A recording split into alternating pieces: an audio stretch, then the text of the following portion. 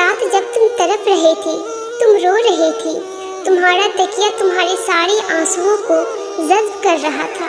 उस वक्त तुम्हारे साथ तुम्हारा दिल ही था जो इस सारे बोझ को बर्दाश्त कर रहा था। उस वक्त तुम्हारे साथ तुम्हारा दिमाग ही था जो सारे स्ट्रेस को बर्दाश्त कर रहा था, और तुम पूरी हिम्मत हार चुके थे। और अल्लाह ये सब देख रहा था। अल्लाह तुम्हारा टूटना देख रहा था। अल्लाह तुम्हारा बिखरना देख रहा था। अल्लाह तुम्हारी बेबसी देख रहा था। अल्लाह ही था जिसने तुम्हें संभाला था। अल्लाह ही था जो तुम्हें अंधेरों से रोशनियों में निकाल के लेके आया। लोग नहीं होते कभी भी साथ, कोई दोस्त नहीं होते, कोई अपने नहीं होते, कोई पराई नहीं होती, अल्लाह ही होता है। अल्लाह ने तुम्हारे लिए बहुत कुछ संभाल रखा है, और तुम्हें वो सब कुछ हासिल करने के लिए अल्लाह पर भरोसा करना होगा। अगर तुम अपनी इस झोली को भरना चाहती हो, तुम्हें पहले अपने खाली झोली पर खुश रहना सीखना है।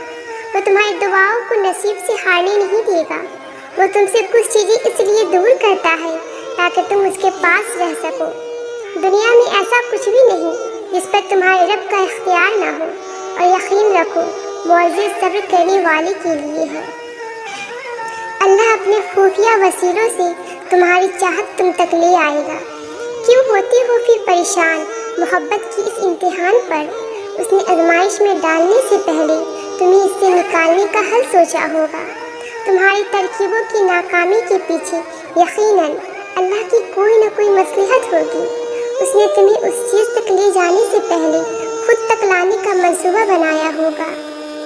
उसे जिसकी एक पुकार पसंद आ जाए, वो उसकी दूसरी पुकार सुनने के भी बहाने बना देता है।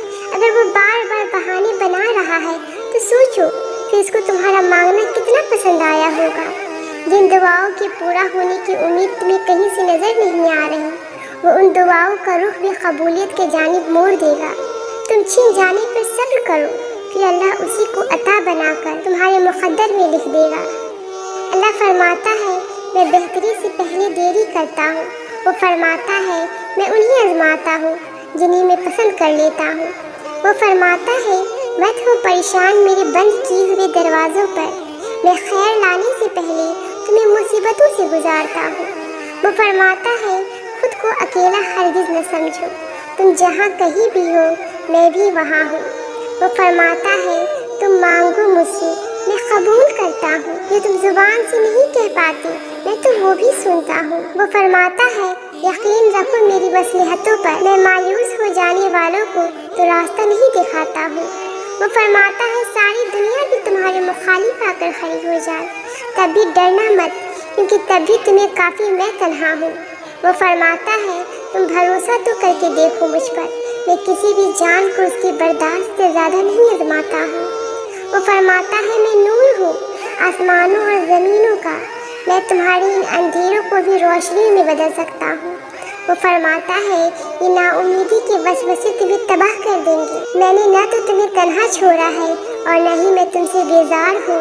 वो फरमाता है, तुम्हारे लिए बेबसी है, मेरे लिए नहीं। मैं तो बस कुल फरमाता हूँ और अधूरे किस्सों को मुकम्मल कर देता हूँ। सुना है यकीन रखते हो, कैसा यकीन कि जो चाहिए था वो उसी वक्त नहीं मिला तो मांगना ही छोड़ दिया, या फिर ऐसा यकीन कि ये कह दिया कि दुआओं से कुछ हासिल नहीं होता। यकीन ये थोड़ी है कि जब मांगा है तभी मिले। यकीन तो ये है कि दुआओं का सिलसिला ये सोचकर जारी रखा जाए, जब अल्लाह चाहेगा तब मिलेगा, फिर देखना सब मिलेगा और ज़रूर मिलेगा। अल्लाह को छोड़ दोगी तो कोई चीज़ हाथ नहीं आएगी। जहाँ इतना सब्र किया वहाँ थोड़ा सब्र और सही, फिर देखो जो अब तक तुम्हारे नसीब का हिस्सा नहीं था वो भी तुम तक पहुँचा दिया जाएगा। गम न करो, अल्लाह तुम्हारे साथ है। एक हार पे हर उस फतह को भूल गए हो जिससे अल्लाह ने तुम्हें हमकिनार किया है। उसकी रहमतों को याद करो और ज़हन नशीन कर लो कि तुम्हारा रब हर शे पे कामिल है। कभी कभार सिर्फ दुआ चाहिए होती है।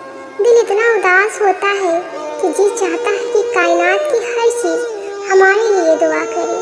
फिर इंसान सजदों की और अश्कों की अंबार लगा देता है, दिन रात तड़पता है, ज़ुबान सिसक कर बस अल्लाह को बार बार पुकारती है कि न दिलासे चाहिए होती है, نہ ہمدردی چاہیے ہوتی ہے، پھر تو بس اس دل کو سکون چاہیے ہوتا ہے، پھر بس کوئی ایسا لمحہ چاہیے ہوتا ہے جو قبولیت کا لمحہ ہو۔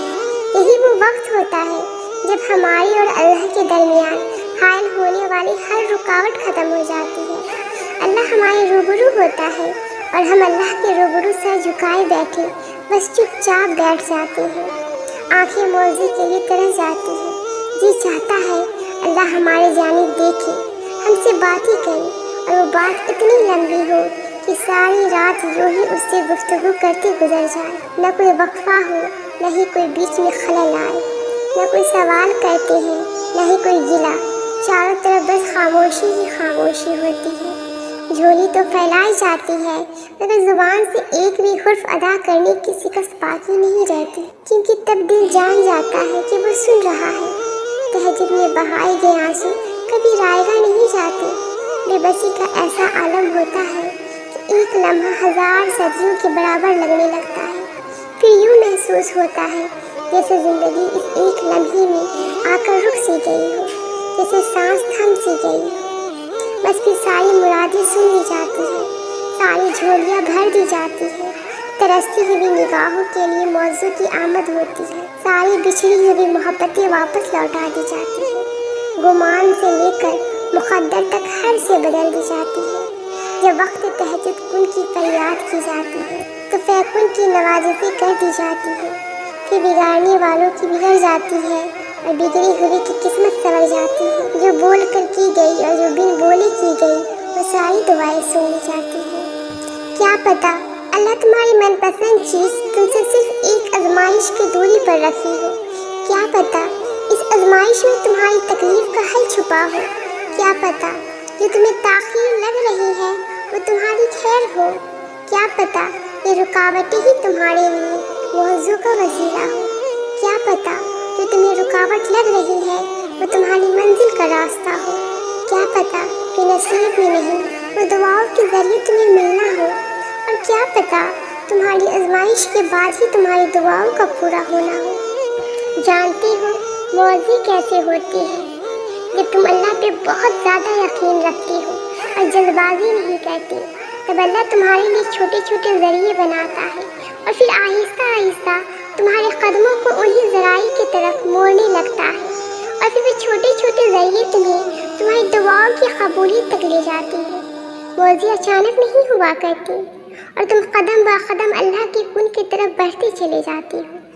موضوع کے لیے تمہیں آزمائشوں سے گزارا جاتا ہے اور پھر کن فرما دیا جاتا ہے اور تقدیریں بدل دی جاتی ہیں۔ سنو اے تہجد میں رونے والی خاموش لڑکی، صبر کرو، اللہ تمہاری طرف کو ضائع نہیں جانے دے گا۔ یقین کرو، اللہ تمہاری سجدوں میں لی ہوئی سرگوشی سے اچھی طرح واقف ہے۔